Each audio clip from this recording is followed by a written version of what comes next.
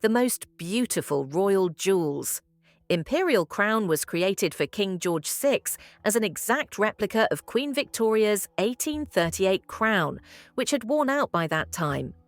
The crown is decorated with a huge number of precious stones: 2,868 diamonds, 273 pearls, 17 sapphires, 11 emeralds and 5 rubies. There are many famous stones among these: the ruby of the Black Prince and the Cullinan II diamond. In 1906, King Alfonso XIII presented his bride, Princess Victoria Eugenie, with a magnificent tiara from the Chaumet Jewelry House in honor of their wedding. Initially, the decoration was made in a different style, but the masters of Chaumet significantly altered it. The new tiara has become a masterpiece of jewelry art.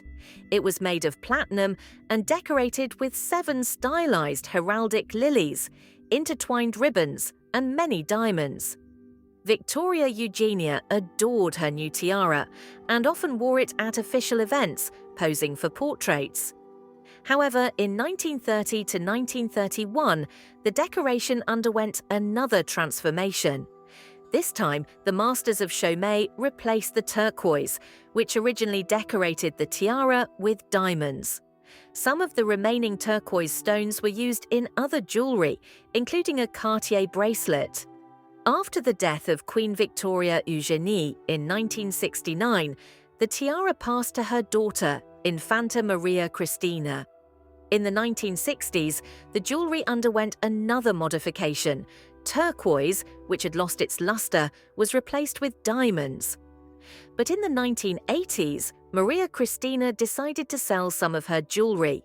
In 1984, the Chaumet tiara was sold at auction at Christie's for $85,000. The buyer remained anonymous. He was called an international collector of jewelry of royal origin.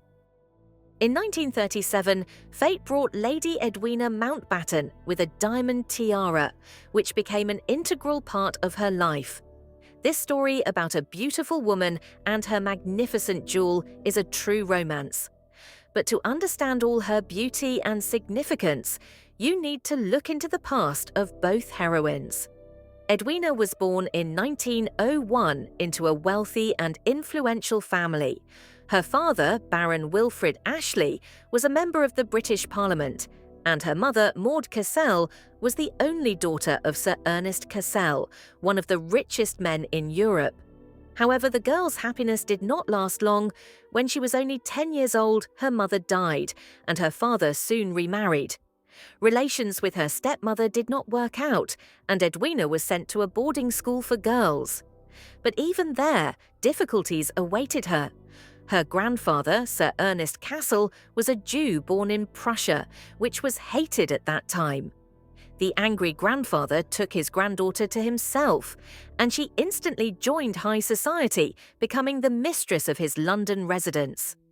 After Sir Ernest's death in 1921, Edwina received a huge inheritance of £2 million and several luxurious estates. She became the brightest star of English high society, and her future husband, Louis Mountbatten, was less wealthy but came from a noble family. On June 18, 1922, their grand wedding took place, which the newspapers called the Wedding of the Year. The couple lived together all their lives, despite Edwina's numerous affairs. Louis adored his wife and was friends with her lovers. Now let's move on to the tiara. It was created in 1928 by the jewelers of the Chaumet Company for Baroness Marie Dou in the Art Deco style. However, 6 years later, Marie sold the Cartier tiara, which caused confusion about its origin. In 1937, Edwina acquired this jewel and wore it for the first time at the coronation of George VI. She became her favorite piece of jewelry and often appeared in it at official events, including the coronation of Elizabeth II in 1953.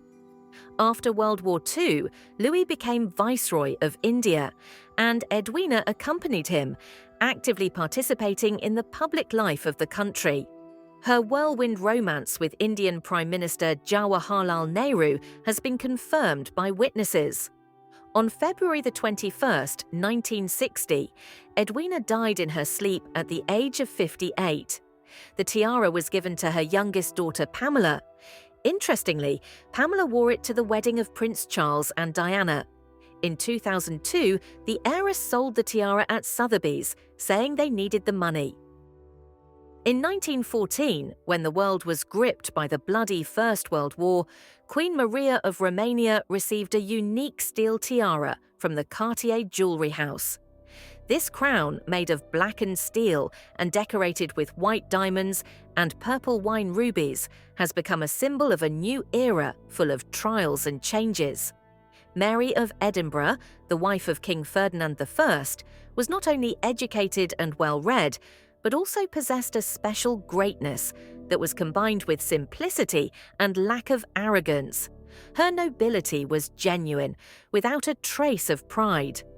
The Queen had the blood of British Queen Victoria and Russian Tsar Alexander II in her veins, which gave her special importance and strength.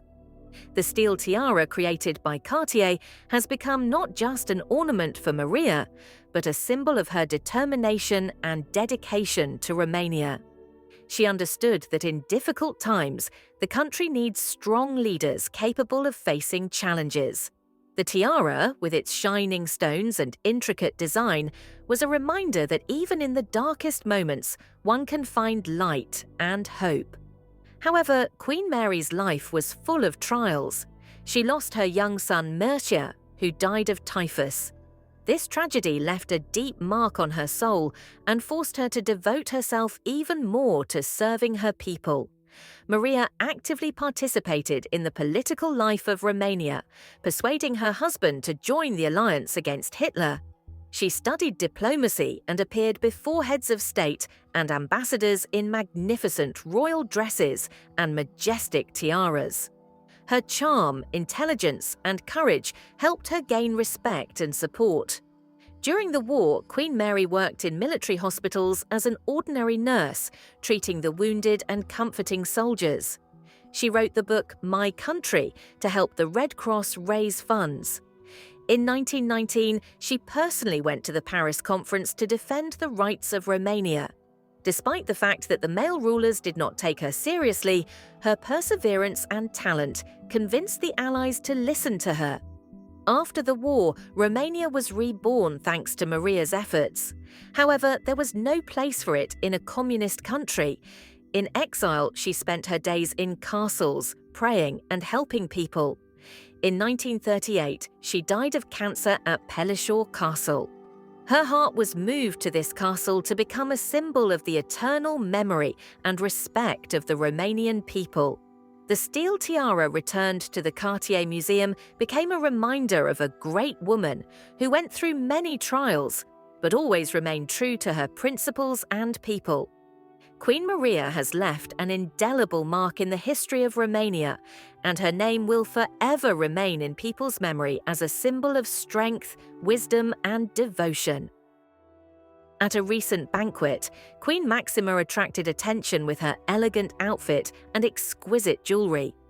A special place in her image was occupied by a sapphire bow, which became a symbol of the royal tradition and the skill of Dutch jewellers. This bow, created around 1900, originally belonged to Queen Wilhelmina. It was made in a classic style with perfect symmetry, which corresponded to the fashion of the time.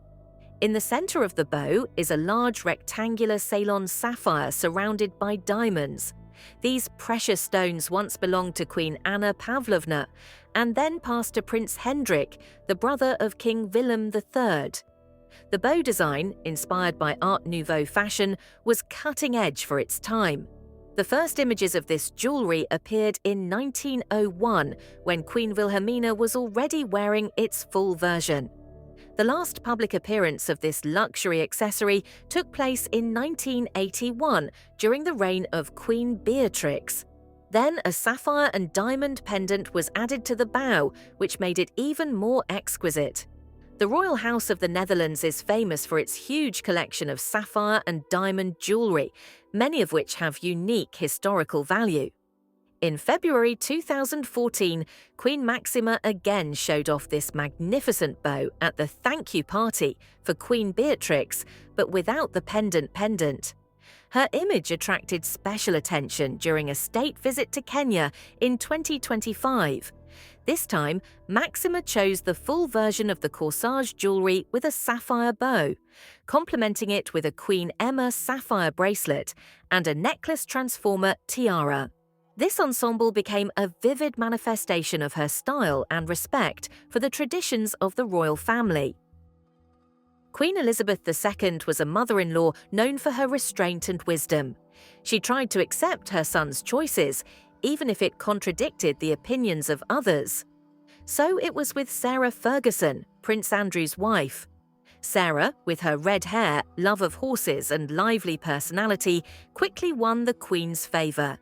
Elizabeth II loved it when Sarah participated in her events, despite the fact that she often appeared in bright pink trousers.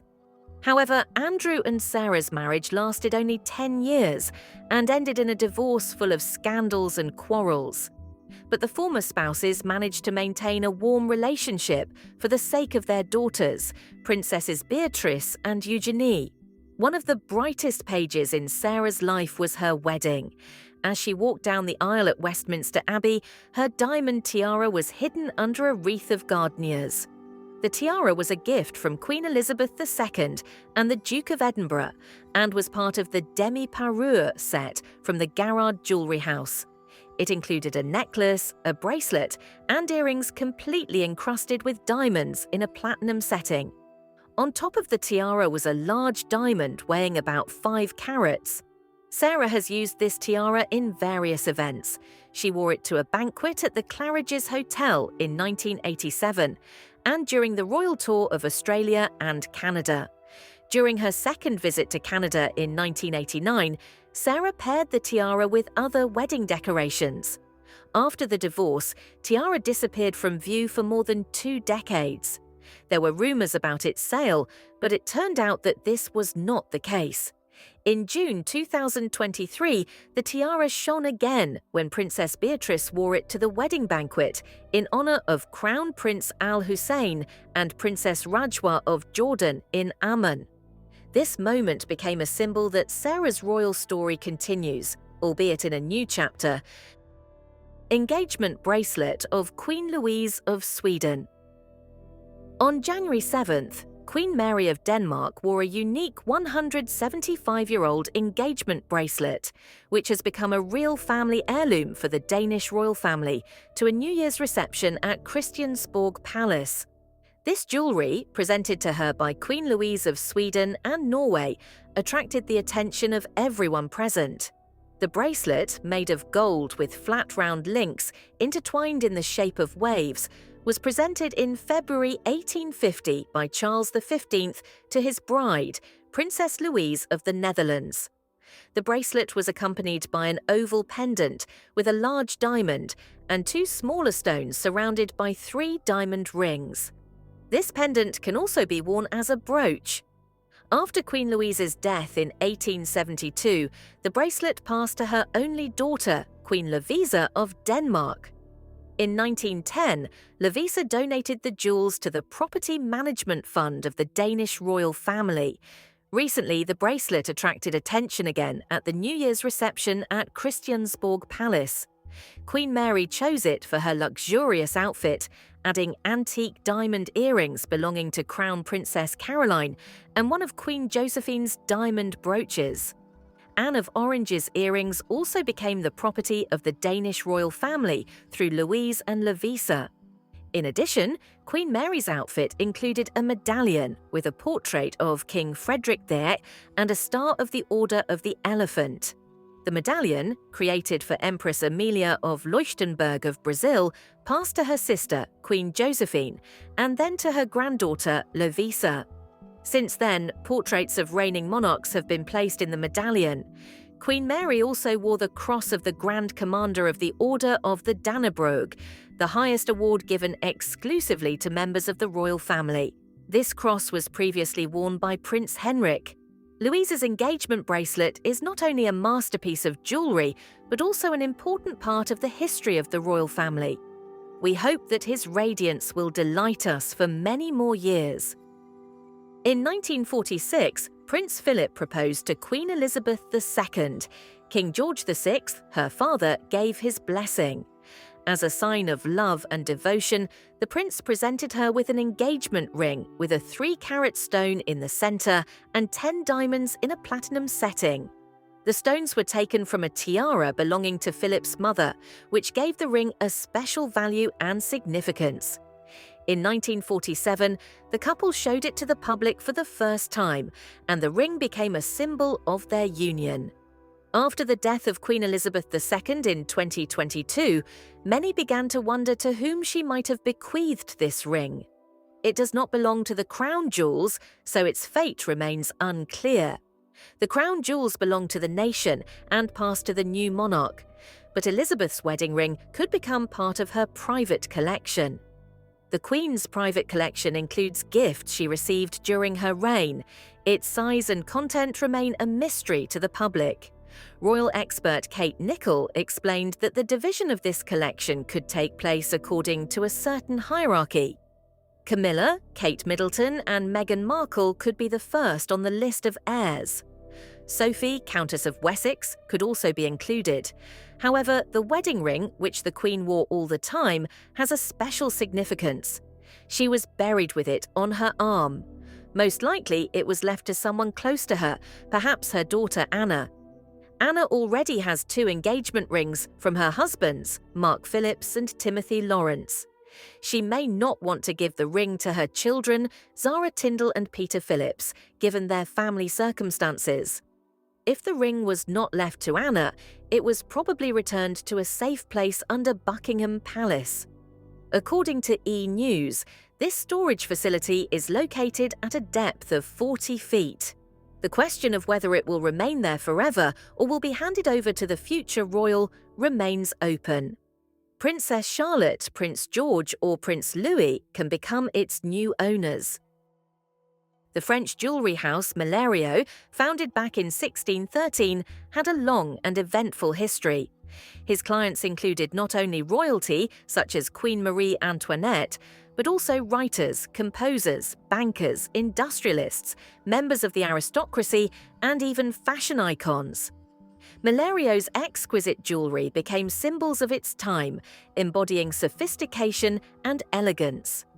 Maharaja Jagatjit Singh from Kapurthala was one of the most important and generous clients of the jewellery house.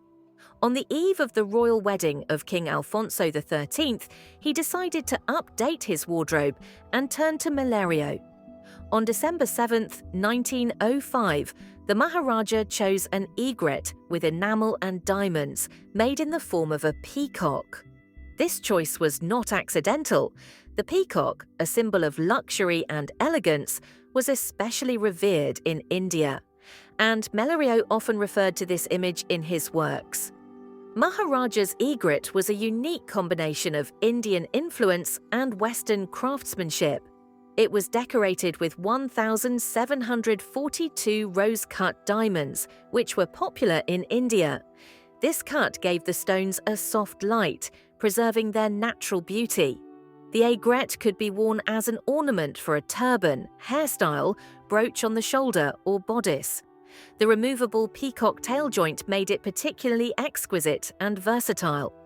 At the royal wedding in May 1906, Maharaja Jagatjit Singh accidentally met a young Spanish flamenco dancer, Anita Delgado. Less than 2 years later, she became his 5th wife, and the peacock egret became a symbol of their first meeting. After her marriage, Anita received the title of Maharani Prem Kaur Sahib and often wore this jewellery. However, the family life of Maharaja and Anita was not long. In the 60s, traces of the jewellery were lost, and it was only in early 1982 that it reappeared at auction in Europe. Hollywood was planning to make a film about the difficult relationship between Maharaja and Anita. The plot included Anita teaching the rules of behaviour at court, a shocking appearance in India, and of course, a breakup. Penelope Cruz was cast in the lead role. However, the Maharaja's family did not give permission for filming, and the project remained unfulfilled. In 1981, Prince Charles, preparing for his engagement to Diana Spencer, decided to give her an unusual gift. He invited the jewelers of the Garrard House to Windsor Castle to show her his best rings. Diana didn't know anything about it. After lunch with Queen Elizabeth II, Prince Charles and Diana went into the living room, where magnificent jewellery lay on the table. 19-year-old Diana faced a difficult choice. One of these rings was to become a symbol of their engagement. Diana chose a large sapphire ring without hesitation. She was enchanted by this gemstone, which perfectly matched her fair skin and blue eyes. Diana received the sapphire ring almost a year before the engagement and immediately fell in love with it. Charles, knowing that gift-giving was his strong suit, tried to show generosity and attention to the bride. However, Diana's choice was not liked by many members of the royal family. Sapphire, although it was a beautiful stone, was not considered traditional for crowned heads. In addition, the ring was relatively inexpensive by the standards of the royal court and was available to the general public. This was contrary to the traditions according to which engagement rings should be unique and expensive. Some even believed that Diana, not having good taste, chose the largest and most expensive ring on offer. However, the princess herself later claimed that it was not the most expensive and not the largest ring. Despite the criticism, Diana really loved this piece of jewellery. The ring went with her through all the difficulties and vicissitudes of her life. During an argument with Charles, she even threw this ring at him. In many photos of the princess, you can see this jewellery, and even after her divorce from her husband, Diana continued to wear it. For Diana, this ring has become a symbol of bright dreams and hopes for a happy future. But her marriage to Charles turned out to be unhappy, and in 1996 they officially divorced. The last time Diana appeared in public with this ring was in September of the same year.